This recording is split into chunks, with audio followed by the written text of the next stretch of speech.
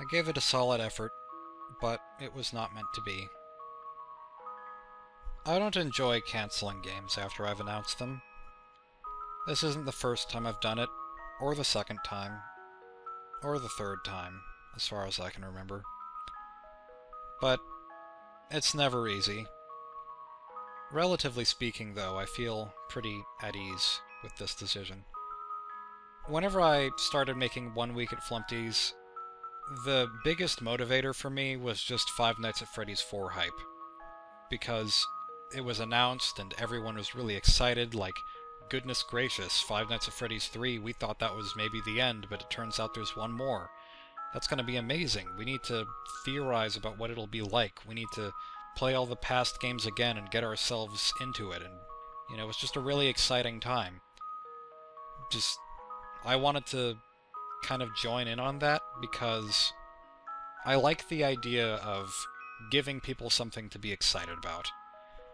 And I could, you know, make a new game about something entirely different that no one has ever seen before, or I could go back and maybe make one more Flumpty game, and people would be excited for that because it's in a universe they've already seen before and they know about and are familiar with.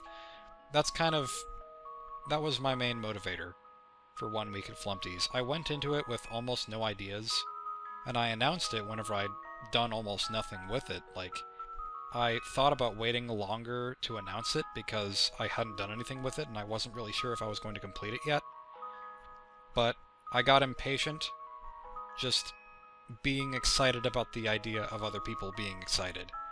And that's probably something that I shouldn't have done, but it was too late once I'd done it. I did initially have fun working on it, though, because I had some ideas, not very many, but I thought I had just enough where I could plow through as much of it as I could, and if I ever lost motivation, then I could say, well, I've done so much in these first 1 or 2 weeks of production that anything that I've done so far, it can't go to waste. I have to keep going. It's too late to stop now. That was the mindset that I went into. So, with One Night at Flumpty's 2, I kind of went in with the assumption that I was just going to make up ideas as I went along and it would work out eventually, and it did. 1 week at Flumpty's, I tried the same thing, and it just didn't work out. That's kind of what you get whenever you don't plan things out well enough. It might work and it might not. It took me developing and programming a whole map system, drawing 15 rooms, or technically 16, I guess, because of the office, but the office was never finished, and drawing Birthday Boy Blam, I think 19 times or something like that. It took me that long to realize that there were just inherent problems with the way that I designed the game, and it was too late to fix them unless I wanted to make some huge changes. Basically, I designed the game around the ability to be able to move around bits of hallways and turn on these laser beam doors that pretty much act like the vents in Five Nights at Freddy's 3. So I did that, and I realized that it was very easy to just trap the character or the characters between walls and just have them get stuck forever, and then there's no challenge anymore. In fact, there's no challenge to begin with, because there's nothing else stopping you from doing anything to that effect. So it just... I wasn't having fun making the game, and my own philosophy that I've kind of developed over time is if I'm not having fun making something, then it won't be fun for people to play. I wanted to challenge that this time. I wanted to see if I could still make an enjoyable game even though I wasn't enjoying working on it, and it turns out that I didn't see the mistakes in it because my heart wasn't in it. And the mistakes that I did see, I had no interest in fixing, so I weighed my options. I either had to cancel 1 week at Flumpty's and save myself a whole lot of stress and disappoint people, or spend forever making 1 week at Flumpty's, completely stress myself out, and still disappoint people. So I chose the former option. As sad as the news is, it's also a huge relief for me, because I, of course, am relieving myself of a whole lot of stress that I went through trying to make this game that I just don't want to do anymore. And also because I feel like One Night at Flumpty's 2 is a perfectly adequate ending. I don't feel like it needs a continuation, and so I'm glad that I ended it how I did, because it doesn't feel like by discontinuing the series where I am, I'm leaving it incomplete. It just feels like I'm leaving it off where it ends pleasantly in people's memories. It's also a relief to me because One Night at Flumpty's is a parallel of Five Nights at Freddy's. One Night at Flumpty's 2 wasn't intended to be, but still kind of ended up being a parallel of Five Nights at Freddy's 2. And the third One Night at Flumpty's game, aka 1 Week at Flumpty's, pretty clearly resembles Five Nights at Freddy's 3, even though I tried to make it as original as I could, but If I had finished it, then people would just say, well, you copied the first 3 Five Nights at Freddy's games, now copy the 4th one whenever it comes out on Halloween. And that's not really something I want to do. To be honest, I've grown really tired of the Flumpty characters. I still like them, but I just don't want to do anything else with them. They're always jokes. In my mind, they always will be jokes. And I don't want to continue to make games only about characters that didn't really have much of a serious thought process behind them. I guess that's another thing, is I considered making it a more serious game, because I had more nights to work with and therefore I could make more of a story develop. Since people will be curious, I'm gonna explain what the story of 1 Week at Flumpty's was going to be right now, and just kind of the general layout of it. Night 1 was going to be basically just survive the night with Birthday Boy Blam wandering the building, and that was going to be it. Night 2 was going to be essentially the same thing, except with the beaver and the owl.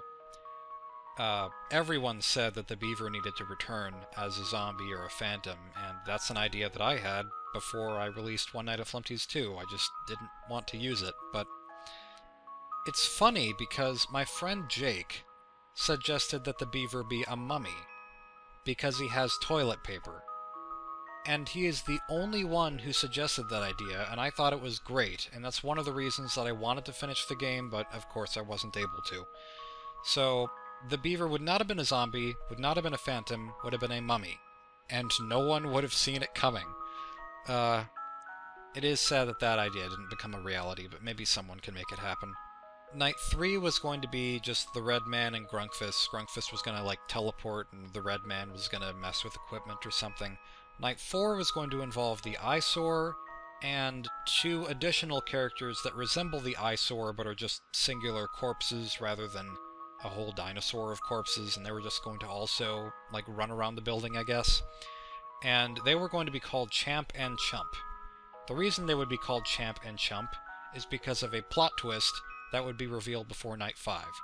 The plot twist would be, you see a minigame flashback of yourself, essentially, being the player of the first 2 One Night at Flumpty's games. And Flumpty is, beckoning you to a back room where he says, come and claim your prize and be my best friend.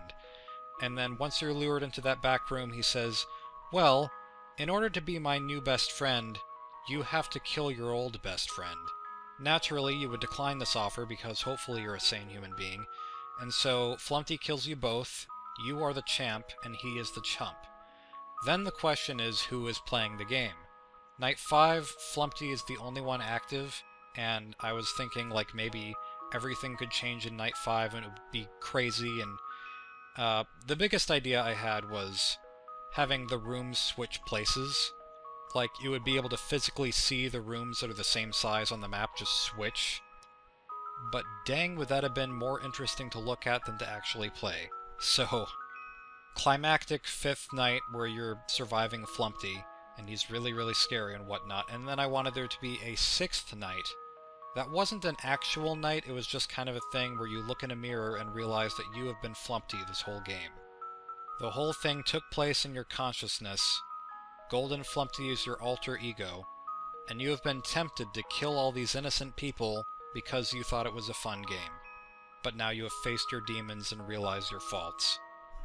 I had a few ideas for an ending. One involved Flumpty just flying away from his problems into an endless oblivion. Another one involved Flumpty killing Golden Flumpty, his alter ego, in some weird, boss fight sort of thing, which I didn't know how that was going to work out exactly, but after that he would go back in time and undo everything that he did because he can transcend time and space. Another idea that I had was for his immunity to the plot to be like this contract, and he rips up the contract, and by doing that he's no longer invincible, and so he would go back to all the people that he hurt over the years and have them get their revenge on him, and as a result he would die and become an egg yolk in the ground. And being redeemed, he would fly into the afterlife. I just wanted to have Flumpty fly in one way or another, using the image that I used in the very beginning of the One Night at Flumpty's trailer that I posted whenever I made the first game. I thought it would be kind of a fun way for everything to come full circle. If anyone else wants to make the game and the ending that I could not, feel free. You can make a 1 week at Flumpty's if you want. You can make any number of Flumpty's fan games. You can make fan art. You can use the music that I made for the One Night at Flumpty's games if you want. Like, you have permission to do any of that if you feel like it. I'm just honored that it's come this far, and you're all wonderful people. Thank you for everything. If you are at all worried that this means the end of me making games, that's not the case, because making games is my deepest passion. It's something I care about very greatly, and it's something I don't intend on stopping anytime soon. I don't know what I'll do next. All I know is that it's most likely not going to be Flumpty. But it'll be something. We'll see.